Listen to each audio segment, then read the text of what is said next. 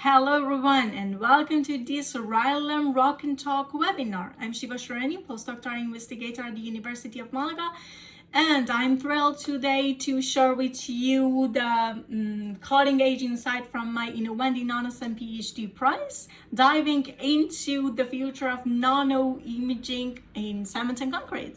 As you know, the topic is advanced quantitative synchrotron X-ray imaging of cementitious material, and for the content we go for introduction, objectives, publication, result and discussion, and conclusion. In the introduction, I will say about the cements, that we all know why we're studying cements, but the only thing is that I wanted to point out the different type of the cement that has been used in this research, which is Portland cement, blight cement, LC3, and also calcium aluminate cement for studying this conversion by increasing the temperature. For the X-ray source and instrument that we use the laboratory source of the SkyScan 2214 from Bruker, that the lanthanum hexaboride cathodes here can be used for accelerating the voltage, and also provide a spot size of the X-ray beam smaller than 500 nanometer to achieve highest resolution in imaging and 3D reconstruction. We also use synchrotron in the middle of the 20th century. Synchrotron radiation were discovered, which allowed access to much more intense X-ray sources than the conventional X-ray imaging techniques and modality that we use. We use phase contrast imaging technique, and among all the available techniques that we have, we use propagation-based technique that use the free space propagation of the current X-ray beam to retrieve phase information. So as the figure is showing, after passing through the sample, the wave front of the partly coherent beam is distorted. So the great propagation distance between sample to detector help us to detect the frontal diffraction fringe caused by the multiple interfaces in the sample, which we call it enhanced edge.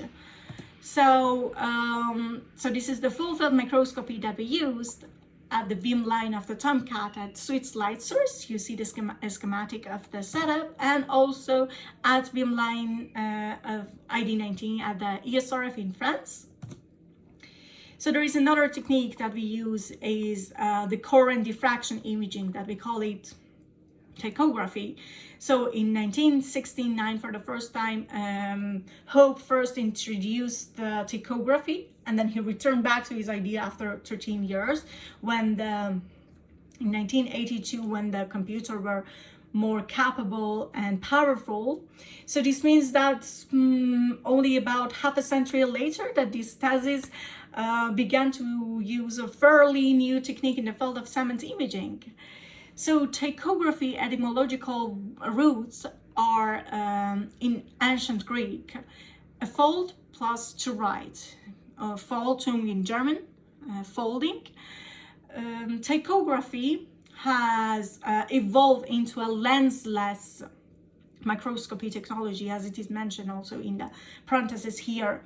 So that uses the computational reconstruction to replace the image forming optics. So it means that its resolution, it does not really require well-corrected high optics, and its resolution is not limited by the illumination spot size. And this technique we use at the CSAX beam line at the Swiss light source. There is some definition that I want to point out about the pixel and resolution. We know pixel is in 2D, voxel is in 3D. Not always when we have a small pixel size, we will have the high resolution. The thing is that the resolution that I talk here in imaging, we have different type of resolution, but okay, spatial resolution is really important. Spatial resolution is the very small feature and the tiny feature that we can see in image. This means that we have enough spatial resolution if we have the point of split function, which is PSF, below, which is more or less 2 pixel, 2 voxel. There are different methods for the segmentation, global thresholding, and also machine learning. We use both of them, and I will point out the advantage and disadvantage of these two. There are 3 main objectives here in this research. That the first one, we can say, to develop a methodology for studying cement hydration by X-ray imaging, that for this we need the accuracy in the combined complementary techniques. The second one is the best possible spatial resolution for distinguishing the components. For this we need the multi-contrast imaging modalities with optimized sample preparation. And also the third one, I can say, quantitative data analysis for in situ hydration, evolution, and the grain dissolution rate. For this one, we need appropriate image analysis approach. And publication, there are 5 publications directly derived from this thesis that we see here. So is X-ray microtomography of the LC3, which is the first publication from the Lausanne conference. So we used here the Tomcat microtomography at the synchrotron, which is quite fast, 5 minutes. The pixel size here is 0.325 micrometer. The sample diameter is 0.5 millimeter. You see the sample beside the ruler here. And okay, the image we see on the left, the absorption, on the right, the paganing. We do see the more contrast in the paganing. We also see that the histogram in the paganing is somehow stretched because we see the peak of the calcium carbonate more, sharper, and also porosity here is visible. It means that the dark point will be darker and the bright point will be brighter, and also we have this stretch with paganing filter.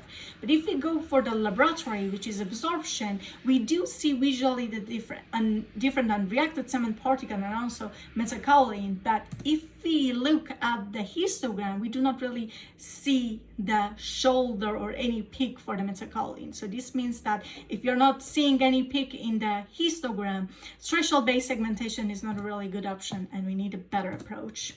So the second publication is the influence of curing temperature of the belite cement in comparison with the Portland cement. Again, with the same setup of the previous publication, is the Tomcat setup.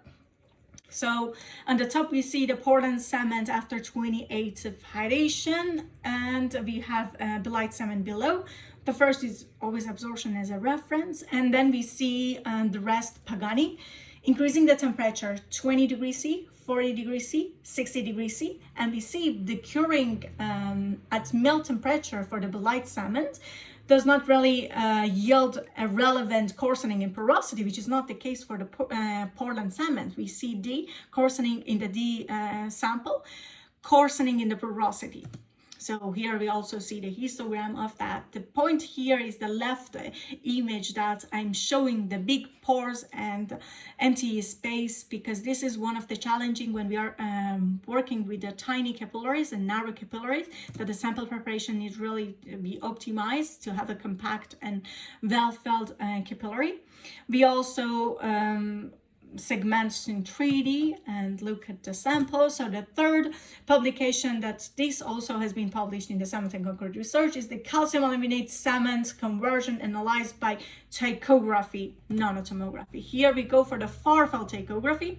It is longer scan, it is 17 hours, and because of the setup of the experiment, the type of the capillary was the cone-shaped capillary, that the diameter was 50 micrometer. The pixel size here is 38.94 nanometer. The spatial resolution accepted, it's double the voxel. So here, for studying this conversion, we prepare 4 different samples, one of them at 50 degrees C, the other 20 degrees C, 4 degrees C, and the third one, which is most important one, and it is more close to the fault condition, is at the beginning this has been prepared at 4 degrees C and has been kept there for 2 months, and then afterward has been kept for 3 months at 50 degrees C. So if we have a look at the histogram, which in this case is the electron density histogram, in the electron density of the water, which is 0.33, that is the vertical line here, for sample D, which is the close sample to the condition, we see increasing in the water. And we see more small dots and and the pores here. So we have initial porosity. What is it? It is that we add the water to the cement powder, and this water consume hydrate products, and this initial water or first porosity reduced. So anything after that, it means in this conversion, it's the secondary water. This is exactly like the dots and the pores that we see in the D sample. And this circle, yellow circle, is the size of the 1.5 micrometer voxel, which is the typical spatial resolution of the typical laboratory and synchrotron microtomography. It means that if we want to see these pores, these porosity, secondary porosity, we need a nanoimaging that we segmented also in 3D. This secondary water is in the range of 140 nanometer. Another thing that we can do by ptychography is that we will have two volume for the refractive index that the equation is showing here. So one is the real part, which is the electron density, delta data set, and the other one is the imaginary part, which is the absorption. By combining these two, we will have this colorful bivariance plot that the y-axis is the electron density and the x-axis is absorption. So we do have components in the cements that they may have close electron density and different absorption value. So by this, we will be able to give electron density and then afterward density of the amorphous phase of the gel here, which in this case is ALOH3. And it is in the range of 1.94, 1.98, 2.23 gram over centimeter cubic, which is different from the gypsite crystal structure that so far it was a 2.42. So this means that we can also give the by ptychography, we can also give the density of the gels. The most important output of these theses and the derived publication here is the 40 nanoimaging of the early 8 cement hydration, which has been published in the Nature Communication. Up to now, we have seen everything ex situ. We were studying evolution, but it was not in situ. It was not exactly the same sample, same region. But here, we are studying same sample, same region. So optimizing the sample preparation that I mentioned is really important here. We optimize everything. We optimize the superplasticizer, also preparing the sample and the paste. So here we went for the near-field ptychography. Near-field ptychography to reduce the time scan that we have in the far field, which was 17 hours, 20 hours. So here it's 4 hours. If I want to study the hydration, I need to reduce this time scan. But this reducing the time is also slightly, affects also the spatial resolution, which is the pixel size here is 186.64 nanometer. That is give me the spatial resolution in the range of 250 nanometer. As you see, the sample is completely compact on the left, and it is not a cone shape, it is exactly cylinder.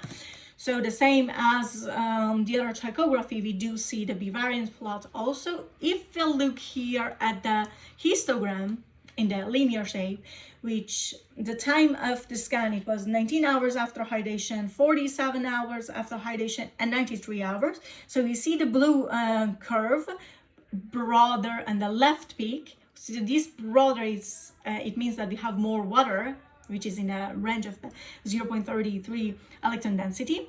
And the peak is shorter, so it means that we have less hydrate products.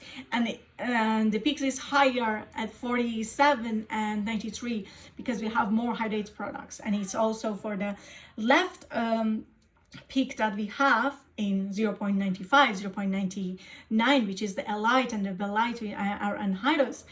So we see that more anhydrous in the 19 hours and less anhydrous afterwards because we have the dissolution here. So we do not really see different, we only see two main peaks here. If we plot it in a logarithmic way, we see so many different components that we have below. So this means that we need another approach, which is machine learning. With the machine learning, we were able to segment 7 different phases: air porosity and water porosity, which is the ability of the ptychography that we can distinguish these 2 porosity, which is not the case with the microtomography. Low density hydrates, portlandite, calcite, alite, ptychite, and also C4AF. So we can go through the samples here. So we see the capillary wall shrinkage appearing at 93 hours. We have more water porosity at the beginning, and this water will be more air porosity at the end. So we have the initial particle, and we see dissolution, dissolving and reducing the volume for the anhydrous. We see appearing the different hydrates products, and also hydration stops when the grain surrounded by the air. And also we see the trap water in the calcite, and this trap water converted to trap air there. And yeah, this is going through the samples, different hydration age. And okay, that was a small scan and a small region, a small field of view. To see that if it is reproducible, we went for bigger sample, bigger field of view. The capillary is 0.7 millimeter. So, and this means that we went for the synchrotron microtomography at ID19, and the pixel size here is 0.65 micrometer. Spatial resolution, we should expect something around 750 nanometer. It is quite fast microtomography. It is 6 minutes. And then here is a really good image to compare even another bigger field of view, which is the lab micro CT. In the top, the bigger circle here, we see 1 millimeter capillary. The second one is the synchrotron micro CT, which is 0.7 millimeter, and the bottom is the ptychography that we have. So we do see that in the lab CT, the image is blurry on the left, and for the synchrotron micro CT, we see at 19 hours there it is more blurry, more grayish, because of the existence more water at the 19 hours, and we see more detail in the ptychography. We will also be able to compare all these together to see if it is reproducible or not, and we could also give the degree of hydration, but because of the limitation of the contrast and the spatial resolution for the micro CT, both lab and synchrotron, we were only able to distinguish 4 components: porosity, both of them together, water and air, and low density hydrates, high density hydrate, and unreacted cement particles, and we were able 7 components for the ptychography. Another interesting quantitative analysis that we could do is to see how is the destiny of these grains that we have, like these anhydrous grains. So and then afterward being able to plot the mean thread diameter. So on the laboratory, that because we have bigger field of view, bigger capillary, and bigger region to scan, so we do see this Gaussian peak, which is like a particle size distribution. But in the ptychography, because we're only scanning a small vertical field of view, we have this dispersed point. So interesting value here was the alite particle spatial dissolution rate in the acceleration period from 4 hours to 19 hours for particles below 3 micrometer is 100 nanometer per hour, and for particle bigger than 3 micrometer is 33 nanometer per hour. And in the deceleration from 19 hours to 47 hours, it's for the particle upper than 3 micrometer is 25 nanometer per hour. And another thing is the growth rate of the alite etch-pit that we could estimate here, which was 40 nanometer between 19 hours to 47 hours, and 7 nanometer per hour between 47 hours to 93 hours. And this we see blue, red, green overlay of the same grain that it is 3D reconstructed here, 3D segmented here. Another interesting thing is that to talk about the CSH gel shell here, we all know that at early age we have the this shell around the alite particles, but in the synchrotron micro-CT, we do see this shell like a shadow, like a hollow with a red arrow, it's pointed here.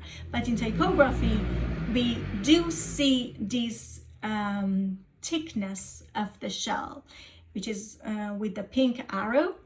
So by look at this different age, hydration age here, 19 hours, 47 hours, and 93 hours in ptychography. Besides seeing the dissolution or dissolving of the grains, anhydrous grain that we see, we can give not only the thickness of this CSH shell, but also the density of that, the electron density of that. And also we know that it's the water gap between these shell and the grain, so we can also give the thickness of this gap water, which this gap water is around 490 nanometer. And this shell, this CSH shell, it's blue for a reason, because it is in order of 500 nanometer that we segmented in 3D also. We can see how it goes through the sample, through the layer of the samples here. This CSH precipitation shell thickness. And now that we learn everything for the 4D in situ, we now want to bring these to the laboratory to mix and measure without altering the sample, but here for combining X-ray powder diffraction with microtomography in laboratory. For this, we know that scanning exactly the same region in the 4D is really important, so we custom design a sample holder that can be used for both microtomography and also the X-ray powder diffraction. So this is the microtomography. You also see the samples. The interesting things that we see here, because we are scanning exactly the same place, exactly this same region, is that we see in the histogram a crossing point, and this crossing point for segmenting the threshold-based segmentation, let's say it is challenging. Now we know that this interval, this threshold for anhydrous, is not the valley here close to the unreacted cement particle. It is this cross point here, which make it more accurate threshold-based segmentation. So we see over time, 12 hours, 1 day, 3 days, up to 79 days. We see in the close view, we see that the pores is more like a gray because existing more water, and afterward we see the pore more black. Also 3D segmentation as well. Here the point is that we didn't alter the sample. If we don't alter the sample, so it's true that for the XRD we can study the crystalline phase, but as this is exactly the same capillary that we scan, and also we do the XRD, so this is something that by doing the mass balance calculation, we can calculate mass balance calculation. We can get the free water that have been reacted, and also the CSH gel that had formed, so which is the amorphous content. And then we also compare this with another well-established methods by making the cylinder from our groups, and then we compared all the results together, and also compared the machine learning segmentation with the group of threshold that I said for the unreacted cement particle. Now these two are close together because now we know the more accurate interval for the anhydrous one. So at the end, I want to say about the result and discussion about all these scans and modalities. So we know each modality, they have different advantage and disadvantage. It depends what we are going to look for. If it really needs the good resolution, special resolution, so we want to see the details, we go for the ptychography. We want to see the bigger sample faster, so we go for the we go for the microtomography. And then also afterward it's a lab micro CT. So we also know that the range of the special resolution is mostly double and 2 voxel for each of them, but because of the pixel size, which is smaller in ptychography, it is in the order of 250 nanometer for the ptychography. At the end, we will be able to give a comprehensive table for different energy, different modalities, different sample diameter, spatial resolution, and any acquired characteristic for different modalities that has been done in the cement imaging. So one question is that, okay, so as we know, for instance, here we see in the far field, which is the bottom of this table, the far field ptychography has the best spatial resolution. So why for the nature communication we went for the near field, to have to slightly sacrifice the spatial resolution to be able to study the hydration, because we didn't want the scan to be longer. So here is the comparison to show the delta data set and beta data set, which is only the absorption, to show that also, for instance, we cannot see the calcite here only in the beta, but if you have the delta, we are able to see, which is the case also for the water and the air, to be able to distinguish them. So this is showing that these two are complementary and it's needed. It is also a comparison for the plots, histogram plots of different ptychography. On the top we have the near field, and then on the two bottom we have the far field. So we see the near field is broader. In the far field, okay, the pixel size is smaller, spatial resolution is better, so we see sharper peaks, can be identify more peaks for the components.